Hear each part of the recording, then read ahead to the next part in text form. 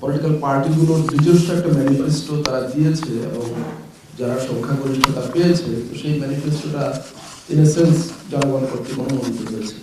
পাশাপাশি আবার গণভোটও হয়েছে এবং গণভোট উত্থাপিত বিষয়গুলো অনুমোদিত হয়েছে। এখন কোনটা অগ্রাধিকার পাবে এক্ষেত্রে একটা বিষয় যে দেখুন, প্রত্যেকটা পার্টি তাদের নির্বাচনী ইশতেহার ঘোষণা করেছে এবং অ্যাপারেন্টলি সেটা যারা সংখ্যাগরিষ্ঠতা পেয়েছে তারা জনগণ কর্তৃক তাদের ইশতেহার অনুমোদিত হয়েছে। এটাই ধরে নেওয়া স্বাভাবিক বা এটাই বাস্তব।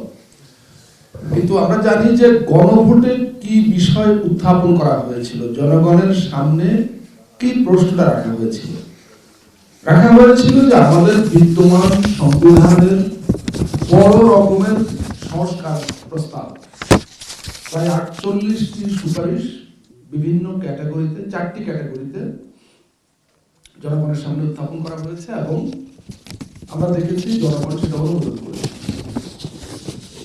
রাজনৈতিক দলগুলো তারা নিজেদের ইশতেহার দিয়েছে, এটা যেমন সত্য, একই সঙ্গে আমরা দেখেছি যে বাংলাদেশ জাতীয়তাবাদী দলের চেয়ারম্যান, বাংলাদেশ জামাত ইসলামীর আমির, ন্যাশনাল সিটিজেন পার্টির আহ্বায়ক, তারা প্রত্যেকেই এবং এই দলগুলোর দ্বিতীয় প্রধান নেতা, তৃতীয় প্রধান নেতা বা বিভিন্ন পর্যায়ের নেতারা তারা প্রত্যেকেই জনগণের প্রতি গণভোটে হ্যাঁ ভোট দেওয়ার জন্য আহ্বান জানিয়েছেন।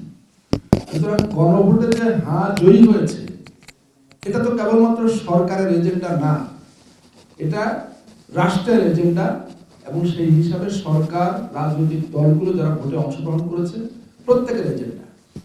এখন ইশতেহারের মধ্য দিয়ে মানুষ যেটা অনুমোদন করেছে সেটা কিছুটা পরোক্ষ, কিন্তু গণভোটের মধ্য দিয়ে সংবিধানের বড় রকমের সংস্কারের যে প্রস্তাব সেটা দেশের জনগণ সরাসরি সেটাকে অনুমোদন করেছে এবং সেটা সরকারের পক্ষ থেকে জনগণের তরফে উত্থাপিত এবং সকল রাজনৈতিক দল কর্তৃক সমর্থিত প্রস্তাব শুনে এটা আমার কাছে মনে হয় যে এইভাবে দেখা যেতে পারে। ধন্যবাদ।